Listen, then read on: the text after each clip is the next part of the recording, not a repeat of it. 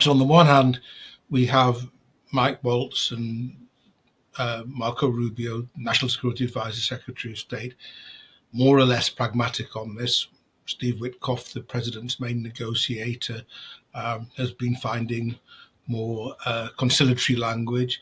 On the other hand, you have Vice President Vance, Elon Musk being pretty hostile still to Ukraine. I think this goes back a long way, so it's not going to be easily managed. And then in the middle of all of this, you have Trump, whose views can change twice a day. So it's not altogether clear how this is going to work out. Hello and welcome to Frontline, Times Radio's interview series about the war in Ukraine and global security. I'm James Hansen, and today I'm delighted to be joined by the highly respected historian and academic Professor Sir Lawrence Freedman, Emeritus Professor of War Studies at King's College London. He's also the author of Command, The Politics of Military Operations from Korea to Ukraine, and his Substack is called Comment is Free. Lawrence, it's always a pleasure. Welcome back to Frontline. Good to be with you. First of all, today, of course, is the day that Ukrainian and US officials are meeting in Saudi Arabia for discussions. What, if anything, do you think will come out of that? Well, I think the first thing that you hope will come out of it will be repairing relations between the United States and Ukraine, and the signs so far are moderately positive. After that disastrous meeting in the Oval Office, the US took a pretty harsh line on Ukraine, pressed it to make the concessions, encouraged it to sign a mineral deal, and most importantly, cut off arms and some intelligence to Ukraine. Ukraine is very anxious to have that revived, and so far American officials seem to be suggesting that if these talks go well, and thumbs up have been seen in Jeddah during the day, if these talks are successful, then that will happen. So that's quite important. Plus, of course, it gives the Ukrainians an opportunity to set out their ideas for how these talks should develop. And I think they're quite keen for the Americans to start pushing the Russians a little bit to see what concessions they're prepared to make. Do you have any hope that the relationship between Ukraine and the US can be rebuilt? I mean, we have seen in the last week military aid to Ukraine being paused, intelligence sharing being paused. The language that the White House is using is that those things have been paused. But is there any viable scenario in your view that they might be resumed? The administration contains a number of voices. So on the one hand, we have Waltz and Marco Rubio, National Security Advisor, Secretary of State, more or less pragmatic on this. Steve Witkoff, the president's main negotiator, has been finding more conciliatory language. On the other hand, you have Vice President Vance, Elon Musk being pretty hostile still to Ukraine. I think this goes back a long way, so it's not going to be easily managed. And then in the middle of all of this, you have Trump, whose views can change twice a day. So it's not altogether clear how this is going to work out. But Trump has declared himself pleased with the letter that Zelensky sent, in which he insisted that he really did want to make see a ceasefire, was prepared to make concessions and so on. So that, and as always, this administration, it's Trump that will decide. But clearly, his senior national security officials are the ones leading this process, and they're, I think, inclined to try to make it work. So do you think there is potentially a scenario in which maybe intelligence sharing, maybe military aid is resumed for some time at least? I think I don't think relations are ever going to be warm between the administration and Zelensky. In practice, they can't remove him. He may decide for the sake of the country that he should step down. He even made that as a rather implausible offer at one point. Because of the attacks on him from Trump, his popularity has increased rather than declined within Ukraine. And it's just impractical at the moment to hold new elections. And I think it doesn't take a lot of reflection to see why, with so many of your population abroad, so many of them in the armed forces, so many moved across the country to flee from the fighting, so many in occupied territories. You can't really have free and fair elections in these conditions. There are people who say, why does Ukraine still need to engage with the US at this point? Why do Ukrainian officials need to have these meetings in Saudi with US officials? They are no longer the honest broker they once were. They have essentially switched sides. If they have already ceased sharing intelligence and providing military aid, why not negotiate directly if you're the Ukrainians with Russia, or use someone else as a mediator like a European nation? I mean, the first problem is the Russians want to go through the United States, partly for the reasons you've just given. They feel they'll get a fairer hearing from Russia. So if you actually do want to move things forward, you probably at the moment need to talk to Russia through the United States. And I don't think the Europeans are particularly keen themselves at the moment to start talking to Putin, though my own view is at some point they may need to. Look, we can see the problems with the relationship with the United States, but and over time the Americans may provide the Ukrainians with less and less. But while they still are able to provide the Ukrainians with military support, and in particular intelligence and so on, the Ukrainians have got to do what they can to get it.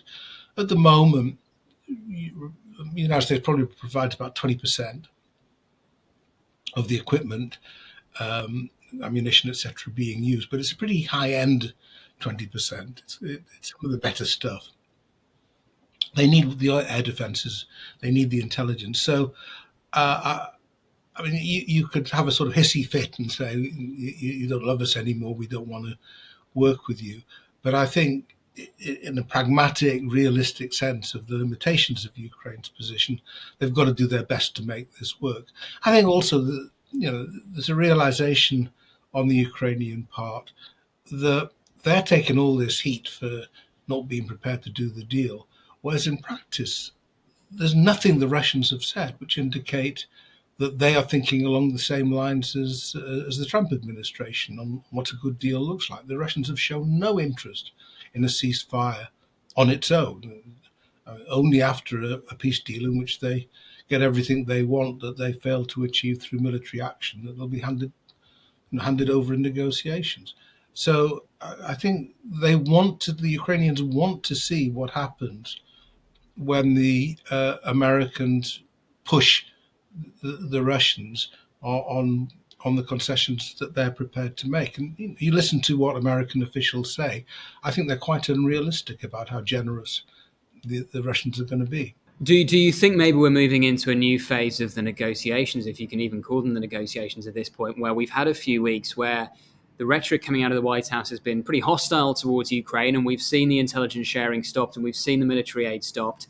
But only recently you had Donald Trump saying, look, if Russia isn't prepared to make concessions, we will look again at fresh sanctions. Do you think we're now moving into a new phase where the pressure is going to be turned up on Vladimir Putin? It could happen. I mean, the Americans have said, the Trump people have said this right from the start. It's not a new line, but they haven't done anything about it as yet.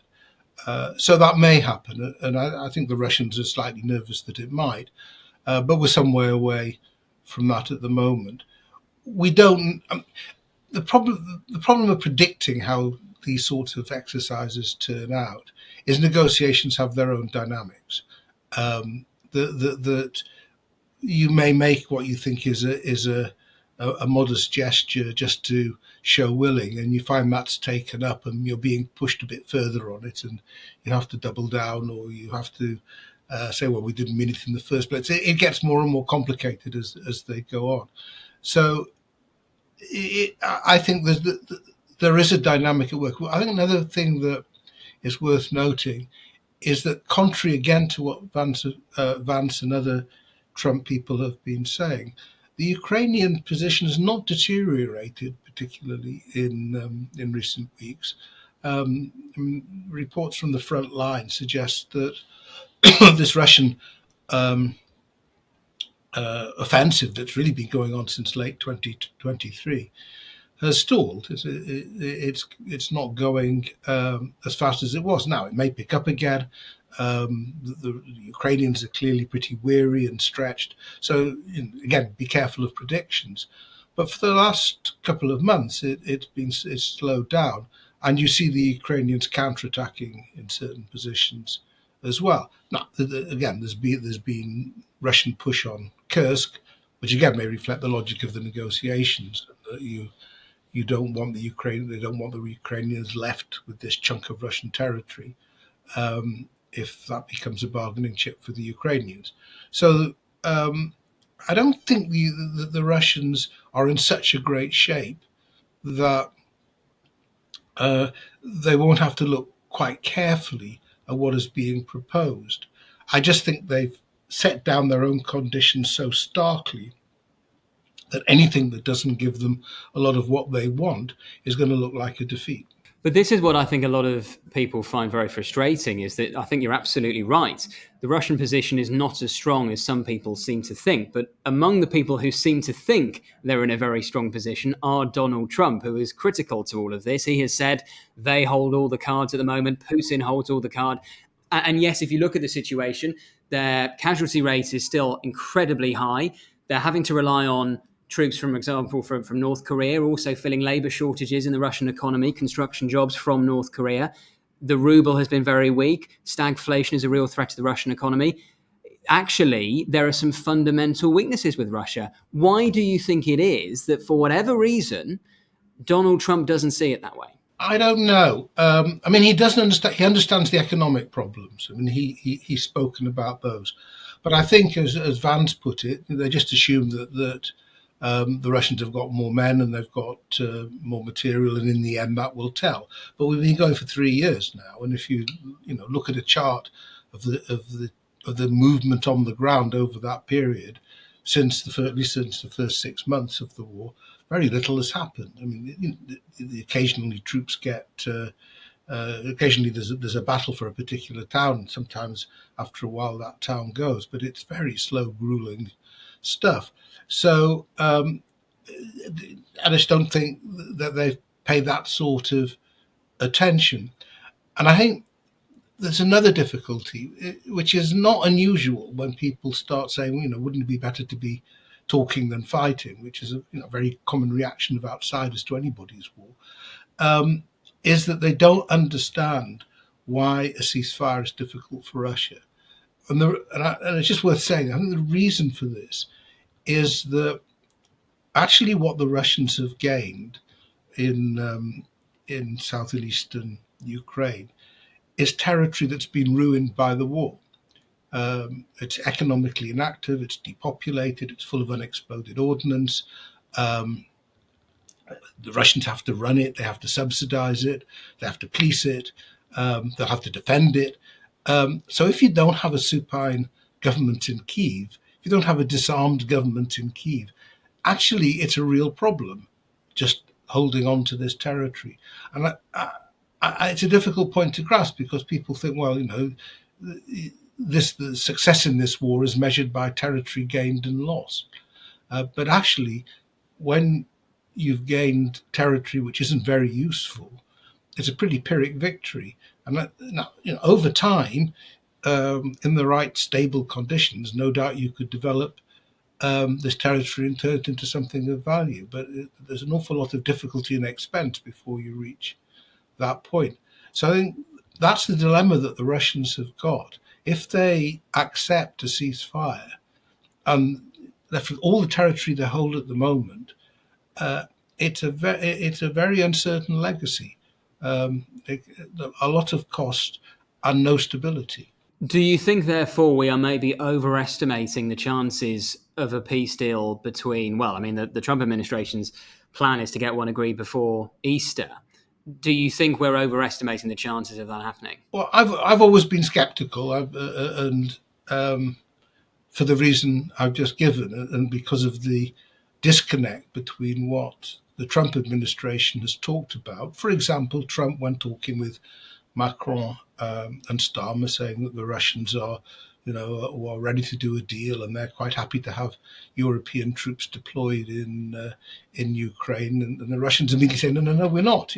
So there's a disconnect between what the Trump people say Russia is prepared to accept and what the Russians say they're prepared to accept. So that's why I'm skeptical.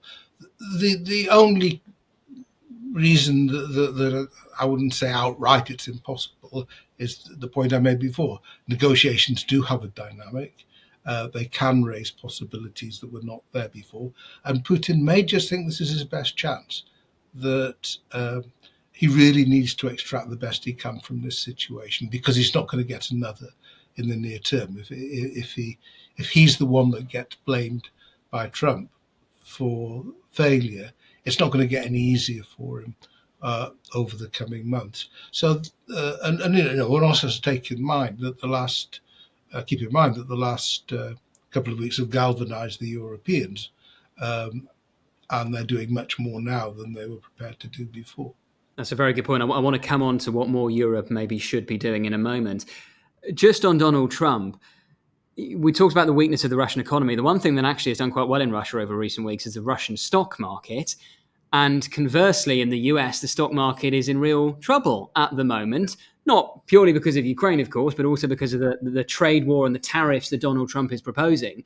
But I wonder if it may, in due course, have an impact on Ukraine. Do you think it may cause disruption in his administration that may spill over into how they approach Ukraine? I think that this is not a normal administration. It's taking extraordinary risks with its own economy, with the trade wars escalating again with Canada at the moment. It's absurd for the United States to be engaging in this sort of economic warfare with its closest neighbor and partner and so on.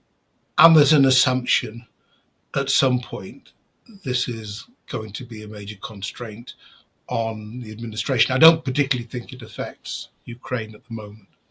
I think they're in silos, these issues. The people who are dealing with Ukraine are not the same people who are dealing with trade and the economy. It is an interesting point about the rise in the Russian stock market, because that was a response to what seemed to be a possibility of a good peace for Russia, or a peace for Russia. And I think that's an indication of a problem for Putin as much as a gain, because it's an indication that however loyal Russians say they are, and however much they think it's all Ukraine's fault and that Russia's going great guns, they really would like this war to be over. And therefore, a sign that the war might about to be over leads to the ruble strengthening and the stock market gaining. And that's an indication of sentiment about, where at least the Russian elite what they would like to happen. So and it was quite interesting when the stock market did rise. Sort of the economic managers in Russia were saying, "Steady on, we're not there yet." So it does indicate, I think, that, and this is something that Putin has to be a bit aware of, not as much as a Western politician, but has to be aware of, that public opinion is tired of this war. It's not turning against him, but it's tired of the war. We hope you're enjoying today's episode of Frontline. Don't forget, you can also now listen to Frontline in podcast form. Just search for The World in 10 from wherever you get your podcasts, where you can also hear daily analysis of the biggest stories relating to war and defence. And we'll put a link to The World in 10 in the description below. Let's come on to Europe's role in all of this. You wrote a piece on your Substack recently about the great crisis facing Europe. People have talked about Europe for too long ignoring the wake-up calls and hitting the snooze button. Do you think European leaders have finally woken up to the new reality? I think so. You wait for the action, but there's been some action. In a way, I think that the Oval Office meeting was such a shocking event that it engaged public opinion. So, say people reading their newspapers may just sort of pass over sort of detailed stuff on levels of defence spending and so on. They vaguely approve it, but they don't think too hard about it. Yeah, here was Trump, who's not particularly liked in Europe anyway, acting in a very bullying manner to the head of a country that is fighting for its life and sort of demanding thanks in the process. So I think that in itself had an impact on public opinion and therefore on European governments.